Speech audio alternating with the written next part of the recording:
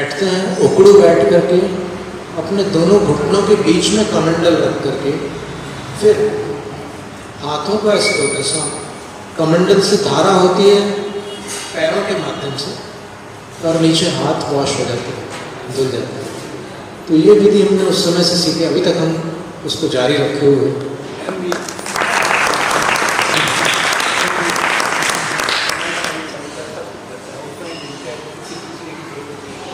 बहुत सुंदर। महाराज कह रहे हैं कि किसी और को पकड़ के धारा नहीं करनी पड़ती, एक प्रकार से स्वावलंबन रहता है और जितना आवश्यक है एक ही ब्रेन काम कर रहे हैं तो उतने ही पानी लेकर के हाथ धुल जाते थे। ऐसे कई चीजें सीखी हैं और कई चीजें सीख रहे हैं, अभी भी सीख रहे हैं। उस समय पुरुषार्थ सिद्ध उपाय पढ़ रहे थे, स्वाध्याय हो रहा था। महर्षि की स्वाध्याय में बड़ी रुचि थी शुरू से, तो महर्षि भी वहाँ पर विराजमान होते थे और हम लोग स्वाध्याय करते थे। फिर इसके उपरांत सन 90 में फरवरी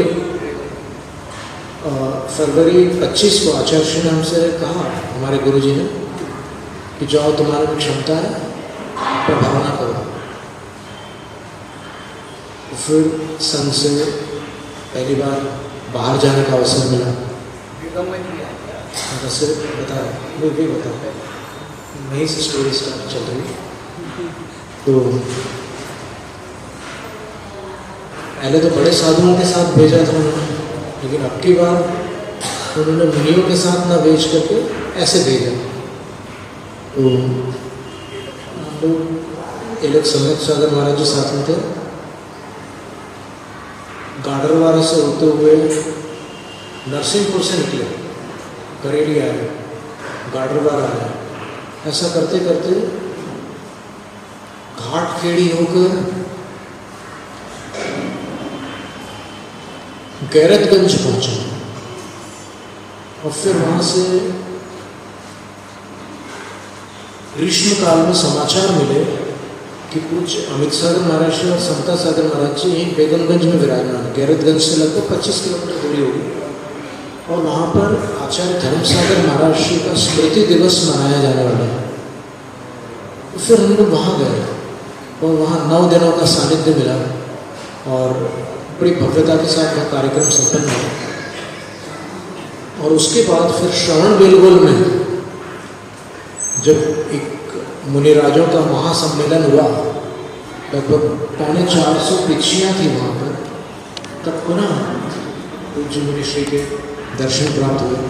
मुनिश्री वहाँ पर सन 2017 में ही चतुर्मास कर चुके थे, 2018 में हमें उनके दर्शन मिले। और उसके बाद जितने समय महर्षि रुके रहे तब तक मिलना होता रहा, स्वाध्याय चलता रहा। और महर्षि स्वाध्याय के बीच बीच में कुछ गहन विचार मंथन बिंदु हमेशा रखते हैं। उनके एक प्रकार से उनके संस्कार है कि वो मंथन बिंदु रखते हैं और उससे सब लोगों का मन एकदम ताज़ा हो जाता है, एकदम नई चीज़ मिल जाती है, तो उसमें बड़ा आनंद आता है। धम्मो वत्थु सहावो खमादि भावो ये दसयो धम्मो रैणत्यं च धम्मो जीवाणम रक्षणम धम्मो धम्मो धम्मो धम्मो धम्मो। 4 बार एक गाथा में धर्म का 4 बार वर्णन किया। पहले कह दिया कि जिस वस्तु का जो स्वभाव है वो उसका धर्म है। फिर कहा कि क्षमादिक जो 10 भाव है वो 10 धर्म है। फिर कहा कि रत्नत्रय धर्म है और फिर कहा कि जीवों की रक्षा करना धर्म है। तो फिर ये 4 बातें सुनकर के कुछ लोगों का दिमाग चकराने लगता है कि भाई एक बात बताओ ना, हम 4 बातें कैसे उसको समझें। तो महाराज ने कहा कि अलग अलग अनुयोगों से समझ लो, समझ में आ जाएगा। वत्तु सहावो धम्मो द्रव्यानुयोग क्षमा विभावो ये 10 धम्मो कर्णानुयोग रैणत्यं च धम्मो चरणानुयोग और जीवाणु रक्षणम धर्मो प्रथमा योग। ये जो शैली है महर्षि की, ये विलक्षण है। ऐसी शैली सब साधुओं में नहीं मिलती। सब साधुओं में कोई ना कोई अनोखी बात जरूर मिलती है। तो महर्षि की अनोखी बात यह है कि वो मंथन बिंदु निकाल करके प्रस्तुत करते हैं। तो आज सायंकाल महर्षि के निर्देशानुसार एक वाचना यहाँ फिरोजाबाद में प्रारंभ की जा रही है। तत्वार सूत्र ग्रंथ नाम सबने सुना है। वो तत्वार सूत्र की जो व्याख्याएं हैं पूर्वाचार्यों द्वारा की हुई व्याख्याएं, उनमें आज उपलब्ध होने वाली प्राचीनतम व्याख्या सर्वार्थ सिद्धि नाम से प्रसिद्ध है। फिर आचार्य अकलंक देव, उस पूज्यपाद आचार्य महाराज ने सर्वार्थ सिद्धि टीका लिखी है तत्वार्थ सूत्र पर। उसके उपरांत आचार्य अकलंक भट्ट ने तत्वार्थ वार्तिक ग्रंथ की रचना की। फिर आचार्य विद्यानंदी ने तत्वार्थ श्लोक वार्तिक अलंकार की रचना की। फिर आचार्य श्रुत सागर सूर्य, आचार्य भास्कर नंदी आदि ने तत्वार्थ वृत्ति की रचना की। प्रभाचंद्र आचार्य महाराज ने तत्वार्थ टिप्पणी सर्वार्थ सिद्धि पर टिप्पणियां लिखी। और तत्वार्थ सार की रचना आचार्य अमृतचंद सूरी ने की। सिद्धांत सार संग्रह जो तत्वार्थ सूत्र पर आधारित ग्रंथ है, इसकी रचना नरेंद्र सेन आचार्य महाराज ने की। तो इस प्रकार ये क्रम जारी रहा। तो अब आज दोपहर को 3 बजे एक वाचना प्रारंभ हो रही है। सर्वार्थ सिद्धि की वाचना है वो, और साथ साथ में अपन अन्य ग्रंथों का भी सहारा लेंगे और उस वाचना में महर्षि भी कुछ निकालेंगे। हम भी जो शास्त्रों में लिखा है उसमें से कुछ बताने का प्रयास करेंगे। तो हम तो अपने आप को बहुत ही छोटा समझते हैं, तो थोड़ी बहुत संस्कृत और प्राकृत हमें आती है, तो उस आधार पर हम जो भी जिनवाणी माँ की कृपा होगी वो इसमें से प्रस्तुत करेंगे। तो ये एक बड़ा अनमोल संयोग है। मौनी बाबा ब्रह्मचारी राजेश वर्धमान जी वर्षों से इस संयोग का संयोग बनाने में लगे थे। बार बार उनका यही प्रयास था कि आप आ जाओ, आप आ जाओ, आप आ जाओ। और अकस्मात ऐसा संयोग बन गया कि ज्ञानमती माता जी ने फरवरी माह में वसंत पंचमी के दिन आदेशित किया कि आप अयोध्या आ जाओ। तो फिर हम अयोध्या पहुँचे। फिर अयोध्या पहुँचने के बाद यहाँ से समाचार आया फिरोजाबाद कब आना है। तो फिर हम अयोध्या 84 दिन रुके, कुछ दिन प्रयागराज रुके, और उसके उपरांत फिरोजाबाद अब आई गए हैं। और महर्षि के भव्य दर्शन प्राप्त हुए और आज वाचना प्रारंभ हो रही है। बस अभी इतना ही कहना पर्याप्त लग रहा है। अभी और कोई व्याख्या करने की आवश्यकता नहीं है। मंगलाचरण में हमने नमोकार मंत्र पढ़ा और उसके बाद चतुर्विंशति तीर्थंकर स्तुति पढ़ी। ये 24 भगवान की स्तुति संस्कृत भाषा में थी और उसमें हमने कुछ शब्दों को पेरो करके भगवंतों की स्तुति की। और अमित सारे महाराज श्री कृष्ण चरण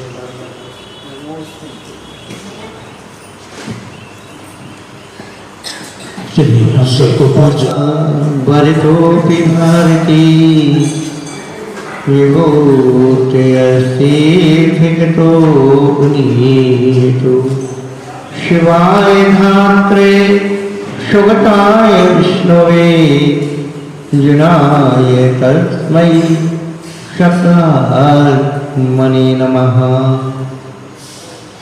जो देवालय सनातन धर्म प्रताप श्री धर्मदेव भगवान की कल्पतरुष इच्छित फल प्रदाता श्री शीतलनाथ भगवान की, पंचनामधारक श्री महावीर भगवान की, गौटेश्वर बाहुली भगवान की, सतरु भट्टेश भगवान की। कि ज्ञानियों के ज्ञान में तू, ध्यानियों के ध्यान में तू, संगीतों की तान में तू आने की विराजी है। शुभतों की बुद्धि में तू, शिव जी की रिद्धि में तू, ब्रह्मा जी के ब्रह्म में तू ज्ञान हो विराजी है। विष्णु की शान में तू, राम हनुमान में भिन्न भिन्न मत के तू मति में विराजी है। वैसे सिख शांति चार वाक मत जैनियों के अमित मति मान बन के विराजी है। दुर्गासा मई गिरवाणी माता जय हो। कुंद कुंदाचार्य भगवान की जय हो। ऋषि सदी के प्रथमाचार्य पूरा किया था सागर जी महाराज। तटरी पट्टाधीशाचार्य सोने गुरुवंशी धर्म सागर जी महाराज जय हो। मां शिक्षा ज्ञान सर्वण्याचार्य कक्षी सागर जी महाराज जय हो। तीन कमलों महाराज की जय हो। जय बोलिए परम पूज्य प्रज्ञा समर्थ योगी मुनि श्री अमित सागर जी महाराज की, समस्त मुनि संघ की। प्रत्येक व्यक्ति को अपनी प्रशंसा सुनना बहुत अच्छा है।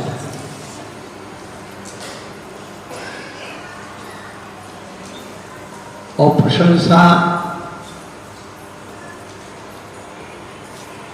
करने वाले को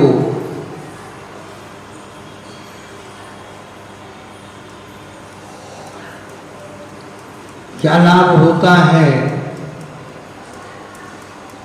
प्रशंसा के हेतु भी अलग अलग होते हैं।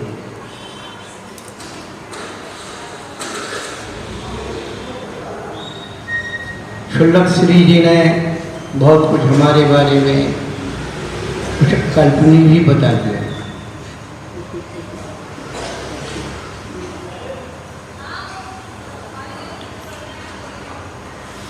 परिचय से लेकर के वक्तव्य प्रारंभ किया। ये सब हमारा सबका व्यवहारिक परिचय है।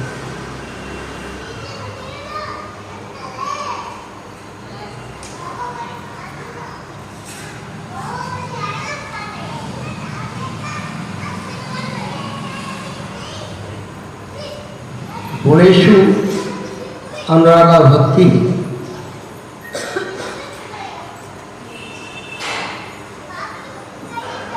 गुणों के अनुराग से भक्ति होती है। और जो गुणानुवाद होता है, भूत अभूत भावनिष्ठ भक्ति, जो गुण है उसमें और नहीं भी है उसे एक्स्ट्रा माइलेज कर दिया जाता है और जो दिया जाता है प्रचार के लिए। भक्ति करने वाला पुण्य का संचय करता है।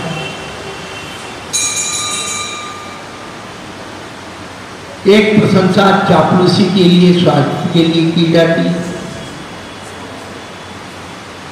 बच्चे जब मम्मी पापा से कुछ चाहिए तो मम्मी आप बहुत अच्छी है ना,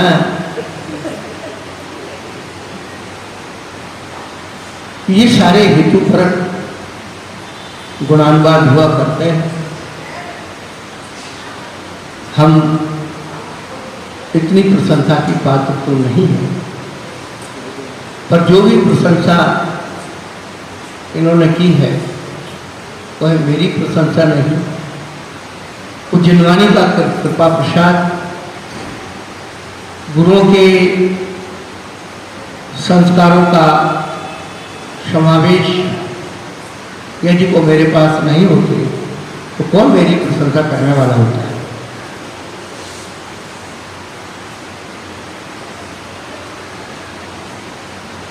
रही बात तात्विक चिंतन की,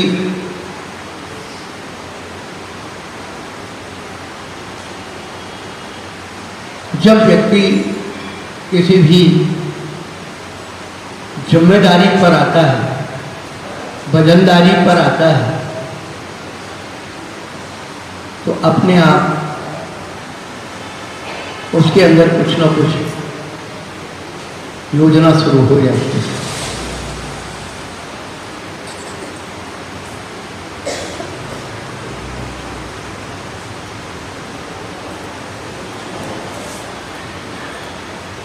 ये जनमानी का कृपा प्रसाद ही मेरे पास है, जो हमें प्रशंसा का पात्र बनाए हुए।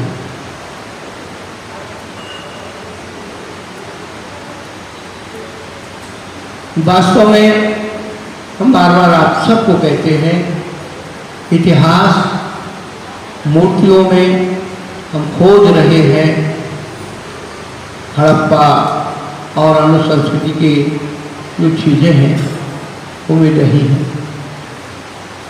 लेकिन उस पर जो लेख लिखे हुए हैं, अक्षर लिखे हुए हैं, कई लिपियां ऐसी हैं जिनको अब तक कोई खोज नहीं पाया।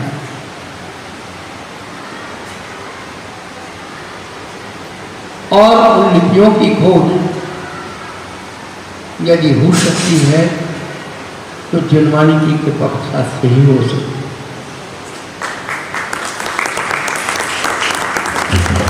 इसलिए हमारी संस्कृति में देव, शास्त्र, गुरु तीनों को रत्न कहा, परंतु शास्त्र को मध्य दीपक में रखा।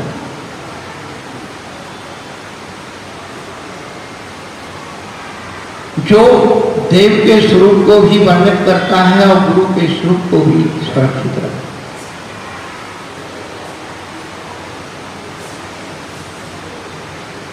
देव योग से कोई प्रतिमा खंडित हो जाती है, पुनः उसे बनाया जाता है।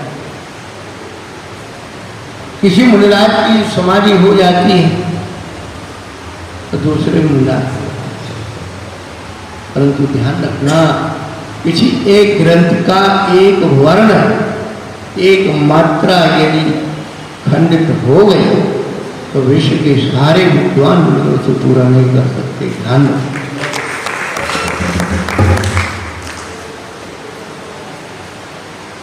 हमारे षटखंडागम जो ग्रंथ हैं, हमारे मूल सूत्र के ग्रंथ हैं, मूल आगम के ग्रंथ, किसी कठिनता से सुरक्षित होकर के हम तक आए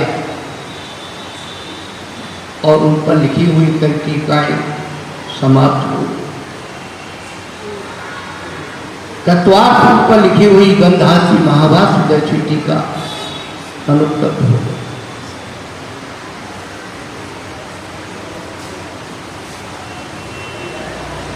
देशना लब्धि इस शास्त्र के प्रमाण से ही पूर्ण होती है। वचनों की प्रमाणता से, वक्ता की प्रमाणता से वचनों की प्रमाणता होती है। ये सामान्य ग्रंथ नहीं है, अशबूल ग्रंथ करता अथर्ववेद। ये भगवान की वाणी है। यदि आप भगवान की वाणी सुरक्षित रखोगे तो भगवान सुरक्षित है।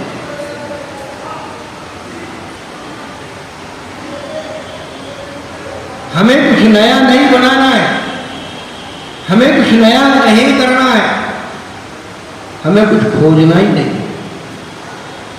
जो खो गया है उसे नया कुछ हो नहीं सकता। बस उद्देश्य यही है कि हम हमारे बड़े बड़े महान आचार्य हमारे लिए जो मेहनत करके गए, जिन्होंने रात रात भर सोए नहीं हमारी चिंता में, जैसे हमारे बाबा हमें पालने के लिए भूखे रहते, प्यासे रहते,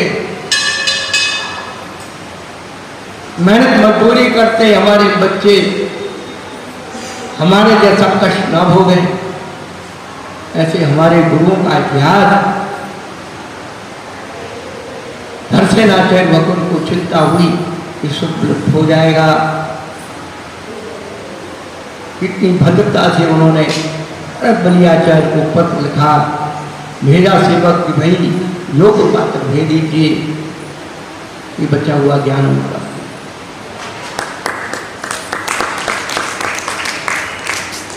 ग्रंथ न ऐसे पढ़े जाते हैं न लिखे जाते हैं। ग्रंथ पढ़ने की विधि भी है और ग्रंथ लिखने की विधि भी है। कल शाम को यही एक भूमिका चल रही थी। आज जितना भी हम स्वतंत्र रूप से लेखन कर रहे हैं, आगम से कितना मिलान खाएगा, मार्गना से मार्गनांतर,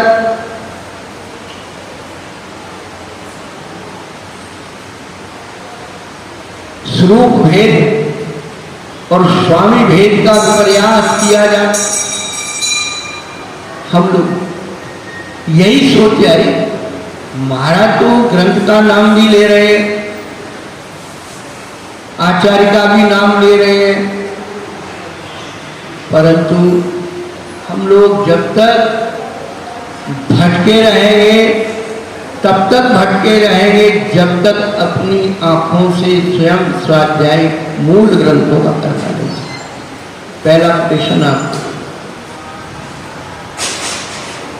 जब तक चारों अनुयोगों का ज्ञान नहीं होगा आप अपनी समस्या का समाधान कभी नहीं पा सकते। आप हर गांव में देख लेना, दो चार व्यक्ति ऐसा मिलते हैं कि कोई विद्वान आया, कोई महाराज आए, वही शंका उठाए, कोई नई शंका उठाते नहीं। आज तक उनकी शंका का समाधान ही नहीं हुआ। और जितने महाराज होंगे जितना उत्तर तरीके से उत्तर दे देंगे। पप्पू है, ऐसा क्यों हो रहा है? अनुयोग शंका, कर्णानुयोग की शंका का समाधान चरणानुयोग से दिया जाएगा तो कभी नहीं। द्रव्यानुयोग की शंका का समाधान आप कर्णानुयोग चरणानुयोग डाल करके तो दोगे तो कभी नहीं।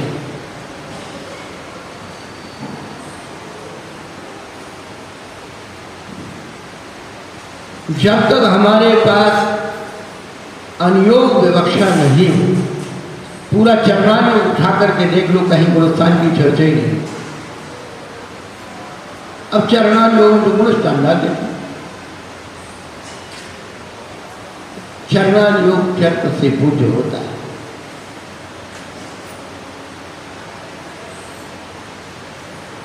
अर्पता नर्क सिद्धि, जिसे अनुयोग की मुख्यता होती है उस अनुयोग की व्याख्या पूज्य श्री ने अभी गाथा के द्वारा चार अनुयोग की बात कही। चार अनुयोग चार बातों में, देखो, समझो, करो, बनो, ये चार बातें याद रख लो। चार अनुयोग हो गए। प्रथमानुयोग हमें दिखाता है, आप फिल्म देखते हो, रामायण देखी, महाभारत देखी, यही तो सब प्रथमानुयोग। किसी कथा भाग को आप सुनते हो, पढ़ते हो, यही तो प्रथमानुयोग। जब आप प्रथमानुयोग पढ़ते हो तो एक बात ध्यान रखें, पढ़ने का जो एक विशेष माहौल है, आप अपने मस्तिष्क में चित्रों को जन्म दे दीजिए और चित्रों, उस कथा के साथ, चित्रों के साथ चलिए। आप बिल्कुल चित्र के समय अब तो 2-2.5 घंटे की फिल्म हो गई, पहले 3-3.5 घंटे की होती। आदमी देखता था और उसकी स्टोरी उसे याद हो जाती, उसे एक्शन याद हो जाते थे, उसके गीत उसे याद होते थे, डायलॉग उसे याद। क्यों हो जाए? क्यों? चित्र उसके साथ। ऐसे प्रथमानुयोग को हम चित्रों को जन्म देकर के मस्तिष्क में वो पढ़े, देखे। अब पढ़ रहे हैं, राम लक्ष्मण सीता वन को जा रहे, लिखा पूरा है, लेकिन वो अक्षर नहीं दिखना चाहिए। वो दिखना चाहिए जहाँ देखो सीधा। फिर देखिए आप उस भूमिका से हो गए। और जो प्रथमानुयोग में घटनाएं घटती अच्छी और बुरी, उससे हमारे परिणामों में प्रशमता आती है।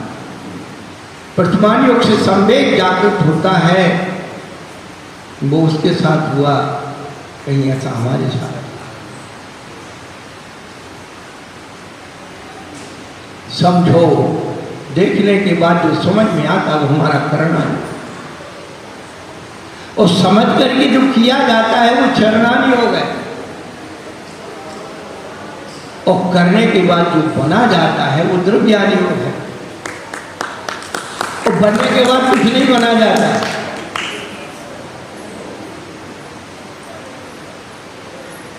राम ने सीता को वनवास दिया, ये प्रथमानी योग है। सीता कर्मोदय से वनवास गई, एक कर्णानी योग है। सीता लोकापवाद से वनवास गई, ये चरणानी योग है। और सीता दीक्षा लेके वनवास गई, ये द्रव्यानी योग है। दीक्षा लेने के बाद कभी वो लौटी नहीं।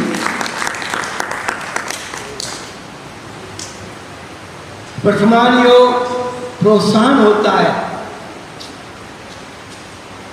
भाई जीवादि रखो धम को प्रथमान योग बताया। भील को कहा सब छोड़, नहीं छोड़ पाऊंगा। क्या छोड़ सकता? कबू कमा, हाँ इसको। शेठ जी से कहा कुछ छोड़ो। शेठ जी कहते महाराज छोड़ने के लिए थोड़ी है। अरे भाई कुछ तो छोड़ो, इतनी मेहनत की। महाराज हम कुछ नहीं छोड़े। महाराज तो बहुत होशियार थे। सेठ जी भाटा खाते हो, पत्थर खाते हो, अब शिव जी का रहे हो। भाटा कौन खाता? पत्थर। भाटा खाना छोड़ दो, पत्थर खाना छोड़ दो। सेठ जी ने सोची अंदर महाराज को दुख ना। हाँ महाराज पत्थर खाना। घर गए, सेठानी ने पूछा भाई क्या करके आए हो? बोले भाटा खाने का। क्या करके आए? अब सेठानी भाटा ठोके। अरे सेठ जी सेना नमक तो पत्थर है, आटा तो घट्टी से पिसेगा। बाबा लोगों के चक्कर में पड़ जाए। हाँ बहुत खतरनाक होते हैं, बुद्धि घुमा देते हैं। ये प्रथमान प्रोत्साहन है। छोटे बच्चे को पढ़ने के लिए हम खिलौना देते, मिठाई देते, कपड़े देते, ये देते, प्रोत्साहन बहुत। जब थोड़े दिन बाद वो पढ़ाई का महत्व समझ जाता है और उससे कहो कि बेटा आज स्कूल नहीं जाना। नहीं मम्मी हमको तो स्कूल जाना है। नहीं हम पीछे रह जाएंगे, वहाँ होमवर्क रह जाएगा, मैडम हमको पनिश करेंगी। और वो सब जो वो पढ़ाई का ये करना। जब आप पढ़ाई करने के बाद आप उसकी परीक्षा देंगे तो चलना है। और परीक्षा देने के बाद क्या आता है भाई? रिजल्ट आता है। उसको तो कुछ किया नहीं जाता है। फिर हाँ द्रव्यानी रिजल्ट तो फीलिंग है, वो अनुभूति है जो आपने चरणार्थ योग में परिचित किया।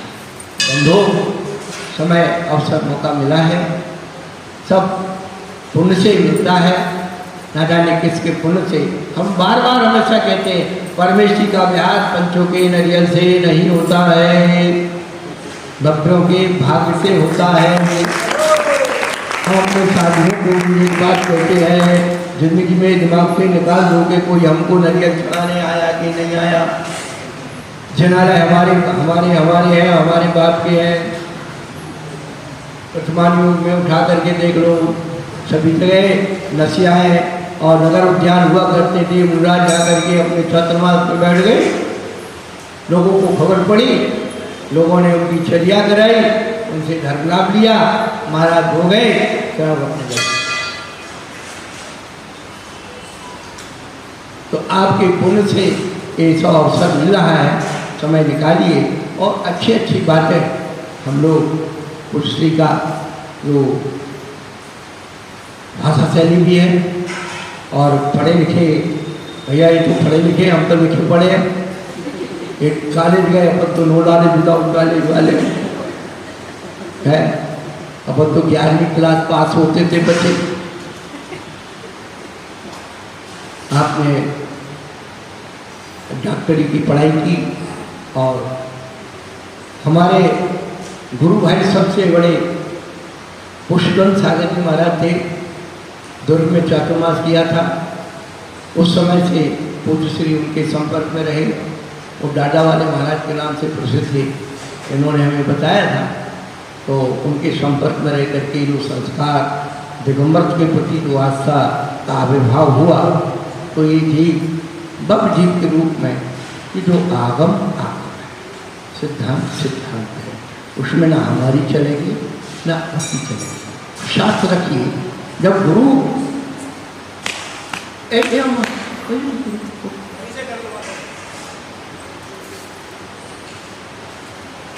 क्यों हम और आप आज के आगम बहुत पुराना, हजारों वर्ष, 1500, 1700, 2000 वर्ष पुराना आगम उन्होंने हमारे लिए लिखा था, हमारी चिंता करके लिखा था।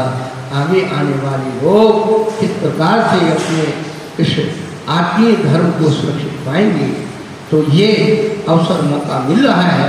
हमें पूज्यपाद आचार्य की वाणी सुनने को मिलेगी। पूज्यपाद आचार्य साक्षात विद्वान होंगे। यदि हमें उनके ग्रंथ पर विश्वास है, ये समझ लेना उनकी पूरी मुद्रा पर विश्वास है, पूज्यपाद पर विश्वास है, तो सर्वार्थ सिद्धि का विश्वास है।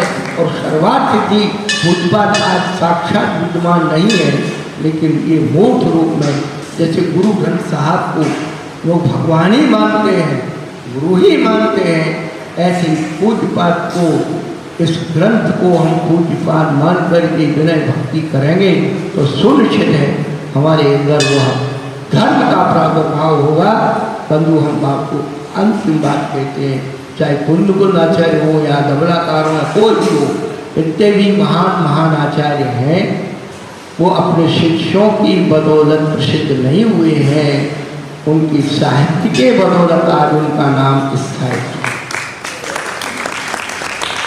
यदि हमने उनके साहित्य को जिंदा कर दिया तो सबने पूज्यपाद को जिंदा कर दिया, शमनभद्र को जिंदा कर दिया, कुंद को जिंदा कर दिया और उनका साहित्य तहस नहस कर दिया।